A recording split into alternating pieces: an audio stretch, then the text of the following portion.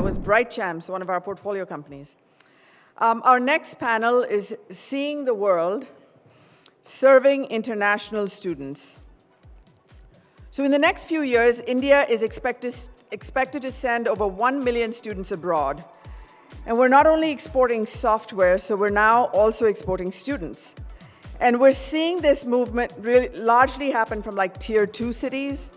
Cities like Siliguri, Ludhiana, Agra rank as the highest from where students are going abroad to study. Vijayawada, Visakhapatnam, Guntur, Tirupati are the highest for which they apply for financing.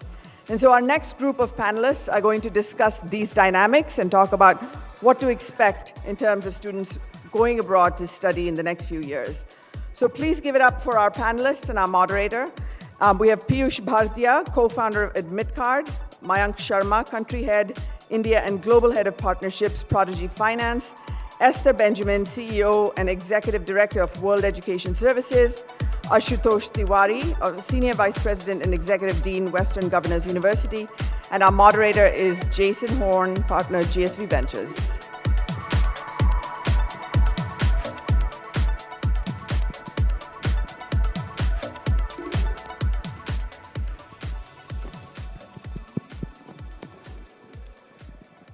Great. Hi, everyone. Good afternoon. Thanks for sticking with us. We have an incredibly exciting panel here to talk about a very important topic of international student mobility, one that I'm very focused on and very passionate about. And we're privileged to have a terrific set of panelists who are active around the theme of international student mobility in very different ways. So I thought what we could do really quickly, perhaps, is to just go down the list here, go down the line here, and do really quick 30-second introductions, who you are and how you are active in the theme of international student mobility. Sure. Yeah, hi everyone, I'm Piyush. I'm the co-founder of AdmitKard, and at AdmitKard we are enabling currently Indian students who are looking for international mobility through the means of education. And we help students go abroad for studies to US, UK, Canada, and about 20 such destination countries. That's what we do. Good afternoon, I'm Ashutosh. I lead the College of Information Technology at Western Governors University. Western Governors University is the largest college in the United States that nobody has ever heard of. We enroll 135,000 online students. We've been doing this for the last 25 years. My college alone enrolls 35,000 students.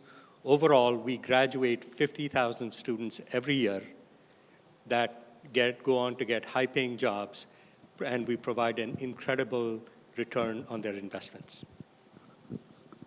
Hi, I am Mayank from Prodigy Finance. Prodigy Finance is a UK-based fintech company, so I'm not an edtech company, it's a fintech firm. What we do is we help students with their international loans for their master's study abroad. We've been around for more than a decade now, and yeah, excited to be here in this forum and talk about international mobility. Hello, Esther Benjamin, and I run World Education Services.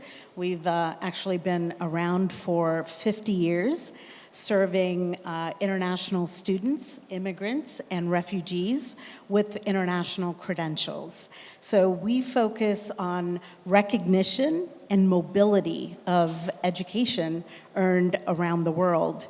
And we have validated the academic credentials of millions of students from around the world, and obviously having been in operation for 5 decades, we've partnered with every university around the world. So we've worked with evaluating credentials from about 50,000 of the leading academic institutions worldwide. We have looked at about 30,000 different kinds of qualifications, and annually, at the moment, we are evaluating about 200,000 academic credentials from the country of India alone, but our partnerships with universities to validate credentials crosses 206 countries and territories. So an extensive network of partnerships, all committed to making sure that those who study overseas can move to North America and get credit for the studies that they have already completed. 200,000 is a huge number. I think this audience largely is quite familiar with the international student mobility market, but for those who are not, Esther, maybe sticking with you, can you give us a very quick overview, primer of international student mobility? And we'll dive in from there. Sure. International student mobility has dramatically changed over the past 2 decades in particular. 20 years ago, there were about 1.5 million international students, so that was in 2000. Today, we're looking at about 6 million, 1.5 million 20 years ago, and 6 million international students today. 6 million sounds like a huge number, but it's actually only about 2.5% of post-secondary students worldwide. So in the scheme of things, it's a small number, small percent, but there's 6 million students, international students worldwide. Top sending and top receiving countries. 50% of international students are actually studying in Anglophone countries. So there are about 1 million of them in the United States. There are about 500,000 in Canada, 500,000 in UK, 500,000 in Australia. There are about 500,000 students in China, mostly doing short-term studies, and about 300,000 Francophone students in France, and about 300,000 sort of former Soviet Union country students studying in Russia. So it's about 10 countries where students are studying. The 2 top sending countries are India and China. And just to give a few more numbers, so we're in India, so focused on Indian mobility. This most recent year, we had close to 750,000 Indian students study abroad. This year, most experts say that will be over 1 million. So that number has effectively doubled in the last 2 years. So just staggering growth. Does anyone have any thoughts on what's driving that? Is this pent-up COVID demand? Is this something else? Is there something bigger happening here? Ashutosh. So I have a thought. You may have heard of revenge travel post-COVID. I think this is revenge education. That's what you're starting to see. Yep. I have a slightly different view. I think Indian students, whenever you would look at historically in the last 2 decades, whenever you've seen recessions and you plot growth of international students post that, you will always find that in the year of recession, it's slowed. But every time after that, the growth in international students has been always kind of almost doubled from the previous years. Wow. And hence, recession is where Indians, especially Indians, focus back on education, take this time for differentiating themselves, upskilling themselves. And COVID has definitely exaggerated, that demand. But apart from that acceleration due to slowdown, there's also a great impact coming from, there are right now, historically, it would be US, which would be attracting students, and then US said, more curbs on H-1B, and suddenly Canada started doing more, and Australia started capitalizing, and then, UK has come to the party. Right now, Indian students are going to more than 45 countries. And wherever there's a global crisis happens, you are finding to evacuate Indian students. Indian students are trying to find every corner of the world to find and become part of that global economy. So I think it's a great time for Indian students. Just because there is opportunity available so many places and there are so many such high in number. Well, we're seeing 3 things. Number one, you mentioned, Jason, pent-up demand. That is definitely a factor. The other factor is that certain countries have a more open environment for international students. We saw a suppression of the numbers in the United States over several years during the prior administration. Last year alone, the United States issued 700,000 visas for international students, and that's a number we haven't seen before. Wow. The third and final trend I will say is that increasingly international students and professionals are pursuing education as a path for immigration. And we see this happening more and more in Canada, in Australia, and I think the numbers of students that we will see, even those with 2 degrees already, are going to pursue another degree as a path to immigration, and that will be an increasing trend over time. Cool. Just to add on that, right? I think, as was mentioned in the introduction, I think there's a lot of demand now already coming from tier 2, tier 3 cities, where earlier the dream of studying abroad was almost an elite concept, right? People did not think about it as a possibility, but that has begun to change. Very, very slowly, but still, I mean, it's there. We see in our data already that we have students coming from tier 2, tier 3 cities, applying for loans, and then actually taking that journey. Just to sort of put things in context, we're still talking about 6% of the overall graduating students everywhere who actually go to study abroad, right? So it's still a very, very small share of students from India who actually dream of going abroad, but it is beginning to grow, and that is where we are most excited about. That's great, thank you. The economic benefit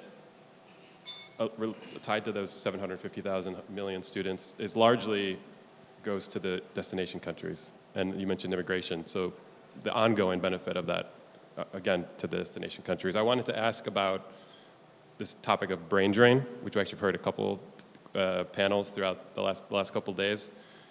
And I got a little bit of pushback on that from you. So I want to dig into that and get your reactions. Is there brain drain? Are the best and brightest still leaving India?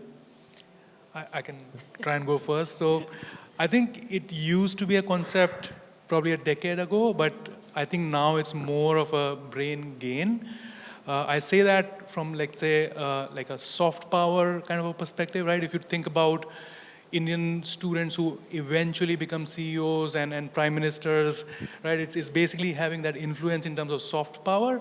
And that's more at a macro level. But if you look at the micro level, every individual student who goes out there, interacts with his or her colleagues and peers who are non-Indians, talks to them about Indian culture, about what's going on in India, that's a shift that is happening, right? It's sort of whitewashing all the sort of bad news about India that used to be evident and sort of prevalent in the West. That has begun to change. So that's, I think, the soft power aspect of it. And the other aspect is obviously the international remittances that come back to the country. That's also very powerful. It's one of the top 3 contributors of foreign reserves for India, right? And then the other part, which I was saying, like, what has changed in India in the last 10 years or so? It was mentioned in one of the panels earlier that in 2015, 2016, there were just about 1,000 startups in India, and now that's about 90,000, right? So India is also changing. There are a lot of opportunities that are there in India now. So a lot of students who study abroad do think of coming back to India, right? Which is what I call as brain gain. And India obviously is such a huge economy. There are so many interesting problems that there are to solve, right? So it's really brain gain now. I agree. I think brain drain is a term that was accurate for our parents' generation. I think for our generation and those who are younger, it's definitely brain gain, brain circulation.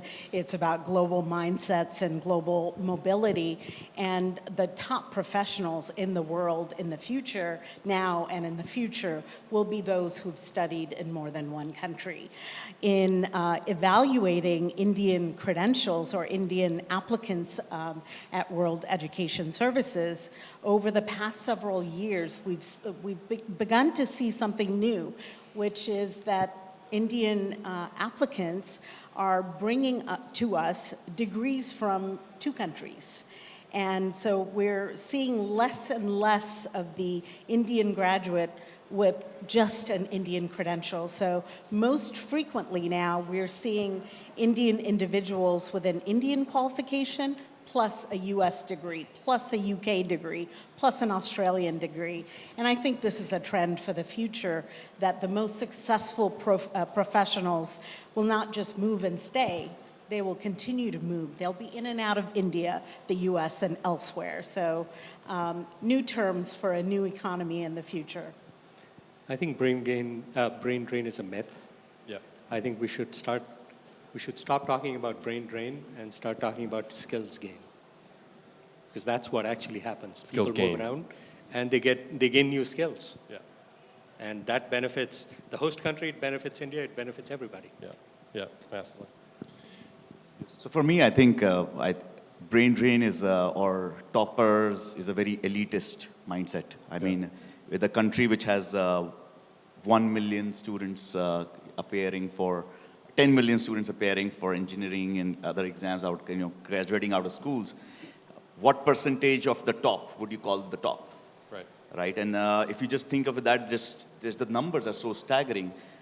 There is more than enough of the top to go everywhere in the world and contribute. So is there a drain? I think there's just too many to contain in, it's just overflowing. That's great. I wanted to touch quickly on policy topic. And before your eyes gloss over, I think it's really interesting what's happening here. I'm speaking specifically to the UGC, or the University Grants Commission, and what they're discussing around proposals to allow foreign universities to establish campuses here in India. I guess, Ashutosh, starting with you, what exactly is being discussed here? How does it potentially impact WGU, given the unique institution you are? So this is a really interesting question. It is, the key question we should be asking ourselves is, what is the problem that we're trying to solve? If the problem we're trying to solve is to bring more elite institutions into the country so we can educate hundreds, if not thousands of people, then I think the approach that we're taking right now actually works pretty well. Yeah. The question is, how do you motivate those institutions to come to India and set up campuses? And you have to ask the question, what is it? Why is doing that in their best interest? What is the problem you're trying to solve? If the problem you're trying to solve instead is to change the gross enrollment ratio of the country, which is today at 27, and you want to get it up to 50 to support a $5 trillion economy, the current approach will not work. I feel pretty strongly about that. Yeah. Because, as an example, the current approach prevents online institutions from offering degrees in India to Indian students. If we had 10 WGUs, we would graduate 50,000 students a year per institution. How are you going to do that with brick and mortar universities? How are you going to provide access? How are you going to lower cost? Our tuition for completing a master's degree in the US is $10,000. Compare that with an international student going from here, spending $100,000 or $200,000 to get a US degree. And it's just as valuable. You get the same $80,000 job after you get a degree in computer science, or a $100,000 job. Double click on the GER point. So what is that? Gross enrollment ratio. Right. So that's the number of students that would be eligible to enroll in higher education. Correct. At 2. Correct. You said it's 20. 27 is the number that I've heard from folks. So to move that from 27 to, you said 50, and in the US and other markets, it's closer 70. to about between 60 and 70. You need to create high-quality programs with outcomes, low cost, high access, and Yes. that's just not going to come from the top 200, 400 institutions. It's not going to come from the top 200. It's not going to come from brick and mortar schools, where there's a reason why they have a higher cost, which is they have to establish infrastructure. Online schools have way lower infrastructure, way lower operating costs. Yeah. Great. Anything else to add on the? So, Yeah. I think what Ashutosh mentioned is, of course, if that gross enrollment ratio needs to go from 27 to 50, that's like 2.5 million additional students. Bringing in elite institutes to India to open campuses, it's already been tried. IIT is a big brand in India. IIMs are a big brand in India. They've tried creating replicas of that, which, again, this is a great idea. But it's going to take more time to mature. But if you want to meet that 2.5 million additional, it can't be done. And hence, I'm a very strong believer that, if you really need to serve the masses, there are education available anywhere and everywhere around the world, be it online, in person. No new infrastructure actually needs to be created. The infrastructure exists. We just need to have people available. Students need to be just being able to get access to that. That's enough to solve the problem. Yeah. And if I may just add to that, Please. one of the things we learned during COVID is, so WG has been delivering online education for 25 years. What we learned during COVID was everybody can learn online. So there is no reason to continue to get into the real estate business and build more buildings. If there is an objective to go from about 25% to 50%, you need all kinds of players. You need the private sector, private investment. That goal cannot be achieved without foreign institutions. Yep. In a prior chapter of my life, I worked for a major global education organization, which was working in 28 middle-income countries, emerging markets, all of which had objectives to expand university participation. And we played a key role in helping the government to add seats for university campuses. And so if the Indian government has this objective by 2030, this has to open up in terms of the players and private investment. There's no other way to do it. Excellent. Yeah, so I personally think it's definitely a step in the right direction, but then a lot depends on how it is done, right? Like, also in terms of which are the universities which come first to India and establish a shop here, how do they do it? Is it via partnerships with existing infrastructure, existing universities, all of those factors, right? So there are a lot of unknowns right now, and with time only we'll get some clarity on how this is playing out.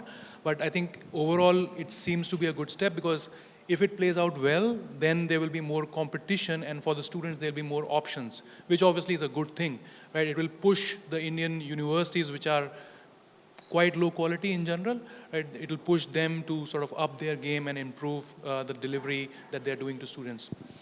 Great.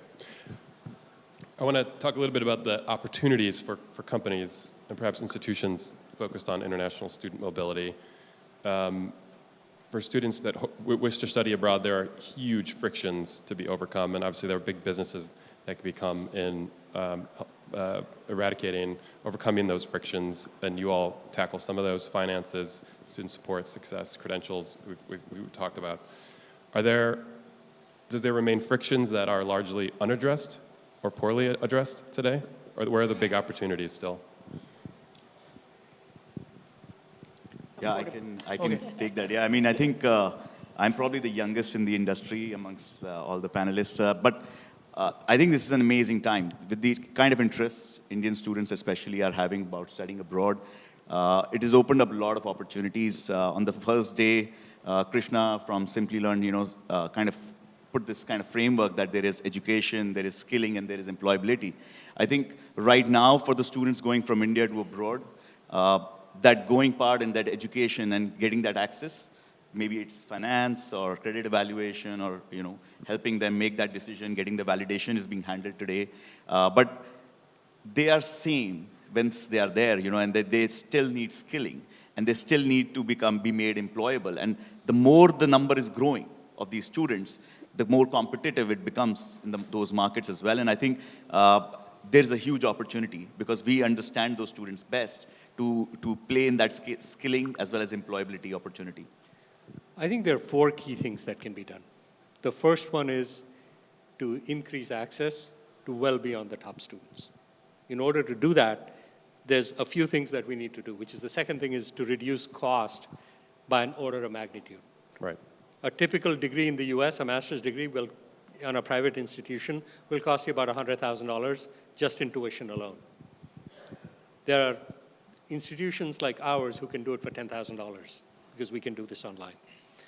The third one is work experience, because at least in sectors like information technology, large chunks of the work has gone remote or virtual. There is no reason why we cannot offer remote internship and other work experiences to students. That can be done. And the fourth one is something that's not talked about often, is equivalence. which is if you get a degree from one place, what step up does that give you if you go to a different institution, or how do you carry the skills forward? Yeah, for me, I think at the very core, the problem or the main friction point still is around awareness or the lack of it, right? If you talk about an average Indian student, very few of them actually think of studying abroad as a real option because they just don't believe they can do it, right? Only if there is somebody in their family who has done it before them, they have that seed planted in their minds and then they think about studying abroad. But otherwise, it's a very, very small segment of students who actually think of studying abroad as an option. For me, the dream is really this, that like they should have the choice, right? They should have an equal access and equal choice to either decide that they want to study in their own country, in their own city, some other city, or just go abroad and study. But they should have access to the best education they can possibly get. And I think that's the big opportunity out there, which we are all in our ways trying to solve for. I love that my colleague here has mentioned equivalency, which is what we do. So many people are traveling around the world to study, and we have to absolutely make sure that they get credit for the education that they have completed, which is what we're all about. So that is something that is on my mind always. And affordability, of course, is key. I love the focus that GSV has on access to the future for all. Bottom line, the best students in the world today aren't getting access to the best possible education. And affordability and access remains such an impediment for so many. So here's an interesting concept. What if you could study abroad from your own living room? Exactly. You That's can. what you're talking about. But That's the biggest exactly problem is that you can study, but you wouldn't get a job paying in your Yes, in dollars. if the problem you're trying to solve is immigration, then it's a different issue. If the problem you're trying to solve is skills acquisition, there's a different way to solve I it. think the people problem that they're trying to solve for is careers eventually, right? Education is the means to an end. And hence, if you are not linking it to the end goal of the student, I mean, of course, it's great for them to be able to acquire those new skills, but if they don't have an opportunity to utilize them, then it kind of goes to waste. I fundamentally believe in the opportunity and the future in India, and I believe that once the people have the right skills, they will be able to build similar, if not better, careers in India. Times have changed since I left the country 30 years ago. We only have a minute or two, and I would be fired if I didn't raise the topic of AI at this point. So I'll just say emerging technologies more broadly. So artificial intelligence, virtual reality, augmented reality, metaverse, Web3, et cetera, et cetera. Are there technologies that you're really excited about, whether it's creating access or awareness, as you said, reducing some of these frictions? What are you most excited about in this space as it relates to those emerging pieces of tech? I loved the presentation earlier today by ASU. I'm a huge fan and have followed how that team has just advanced the possibilities and the quality of education, the challenges, how many institutions will be able to do what institutions like ASU are doing, but the opportunity to dramatically improve quality of education, I'm excited about that, and loved what was presented earlier today. Yeah, for us, I think we think of us as obviously a fully online lender. We have the ability to give loans to students in 100-odd countries, and that's because we are fully digital from day one. Right? It wouldn't have been possible if we had that physical layer in place. We couldn't have achieved that scale. So for us, I mean, the way we think about technology is it's really a tool. It will keep on changing. It will keep on evolving. As a business, you have to be on top of those things. You have to make sure that you can leverage those tools, and you have to make sure that they don't get misused, right? So for example, ChatGPT, everybody talks about it. How do enrollments change because of that, right? If maybe essays are being written by ChatGPT or part of applications are being done by ChatGPT, how does that change, right? So if you are at the forefront of these technological evolutions and you know how to sort of leverage them and prevent the misuse, I think you are ahead of the game. Thanks so much. I think we're over. Join me in thanking this incredible panel. Thank you, Esther, for a shout out to our mission as well. Thank you. So we're going to have a quick break now. Our next session is starting exactly at 3:40. So please take a quick break, stretch your legs. I know it's the afternoon, a long day, and come back exactly at 3:40 for the next one.